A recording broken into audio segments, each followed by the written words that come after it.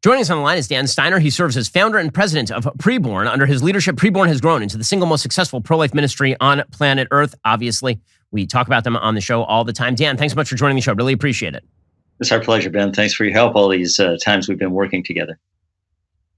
It's wonderful. You bet. So let's talk a little bit about the latest from the Supreme Court. So apparently, the Supreme Court is now going to decide about the availability of the abortion pill.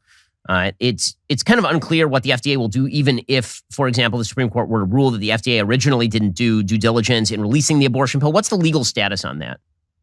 Well, what they're doing now is just they're filing against what to do while the injunction has the briefs filed by the end of business today. Tomorrow we'll know the decision, what the Supreme Court does. And then on May 17th, they will decide what are they going to do, the Fifth Court, on what they're going to do with this injunction that has been filed against the FDA, rightly so, because we're seeing in our clinics that treat the trauma on women for using this pill.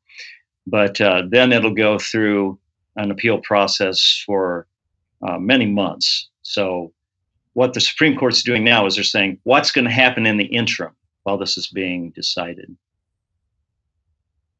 So, obviously, there are a lot of pro-lifers who I think thought after Roe versus Wade was overturned that sort of the battle was over. And you are seeing some battles won in places like Florida, which just passed a 6-week abortion ban. You're seeing that happen in some other conservative-minded states. But there are a bunch of states where it's actually gone the other way, places like Michigan or places like Kansas, where the expectation was that there would be some abortion restrictions, and nearly all abortion restrictions have instead been removed. So what are the kinds of things that you're doing at PreBorn in order to minimize abortions in these places?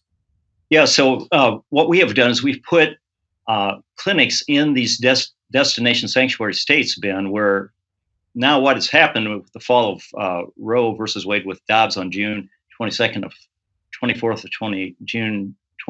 of 22 has created abortion trafficking to the states that you just mentioned, Illinois, Colorado, New Mexico, California, New York.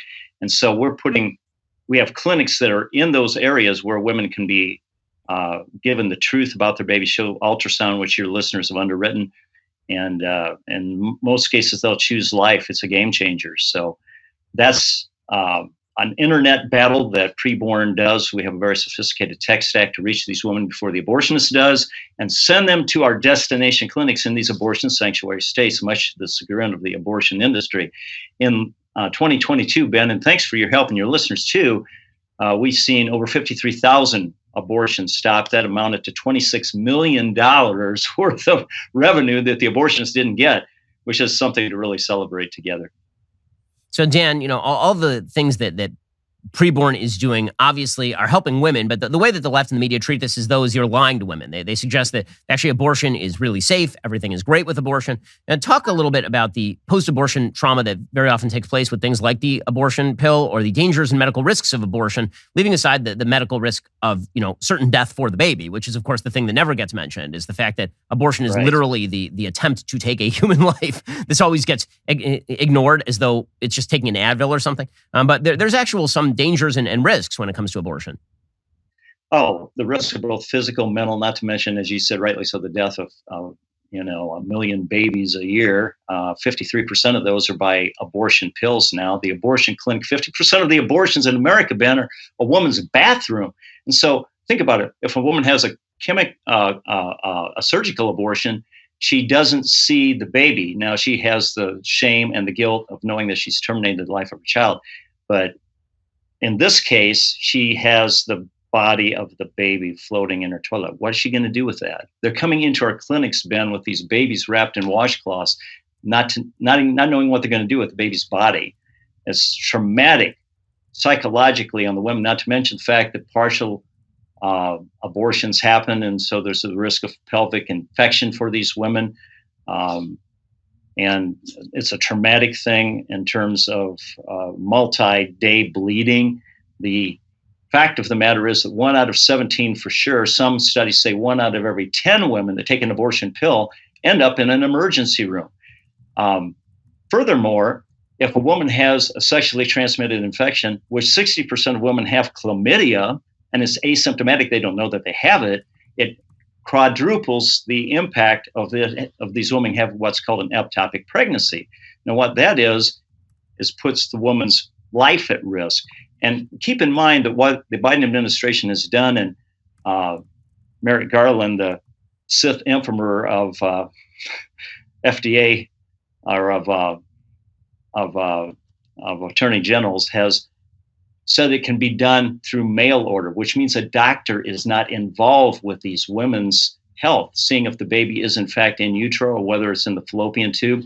And is on the box, Ben, of RU46 Mifeprex, a warning that it quadruples 400% escalation of the likelihood of an ectopic life-threatening pregnancy on these women. They don't care about the health of women. What we're doing here with these courts and with the decision with the FDA, who did not properly vet the risk to women on this thing, they neglected their statutory duty of evaluating the complications and the risks. They just pushed it through politically. Is they're playing pickleball with women's health with this abortion pill.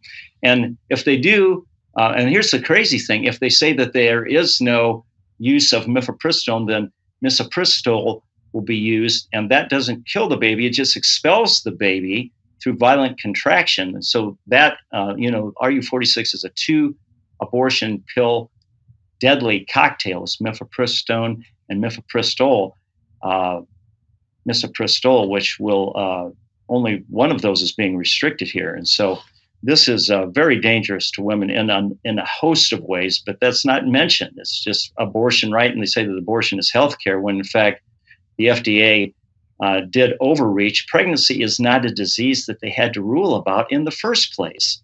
And so this is just crazy. So let's talk about the next steps for the pro-life community. Obviously, a lot of things are being challenged in the courts, including the abortion drugs that you've been talking about. But it's not just in the courts. There have been attempts to push legislation. It kind of varies from state to state. What should pro-lifers be doing on both a day-to-day level and then on a generalized political level? Well, certainly on the political level, they need to call their local senators and congressmen and urge them to not fall into the abortion industry's push to, without restraint, legalize abortion in their particular state. Put pressure on their legislators.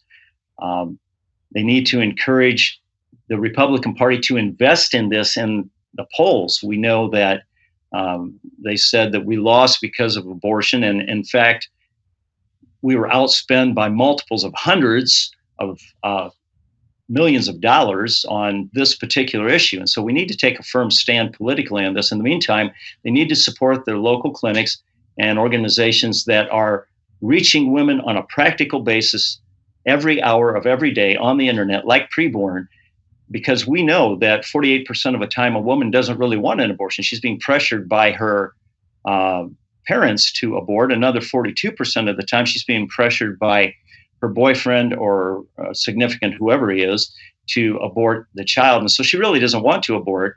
And if we can get her, as we're doing with your help, Ben, and the help of your listeners, in front of an ultrasound so that she sees her baby in her room, the close encounter of the best kind, picture speaking and worth more than 1,000 words, she will choose life most of the time. And then we're there to help them through people that can volunteer in our centers and nurses with maternity clothes and baby clothes and cribs and car seats and doctor visits, all for free.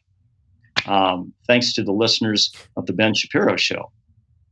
You know, one of the things that people should know, obviously, is that the quality of ultrasounds now is so unbelievably high. For a lot of people who are listening, if you are 50, then the quality of ultrasound that you saw 10, 15 years ago is nothing compared to the ultrasounds now. My wife is pregnant with our fourth, and the quality of the ultrasound is just astonishing. I mean, we've met our baby at this point, 10 times. And from the very earliest days of the pregnancy, it was very obvious that this was our child, obviously. Yes. For everyone else who's not aware that this is an actual child, this is not just, a clump of cells. And ultrasound really does the trick. Really appreciate your time. Thanks so much for joining the show. I was talking with Dan Steiner of PreBorn. You should also go check while you're at it, preborn.com/Ben. It's preborn.com/Ben, or dial #250 and say keyword baby to get involved.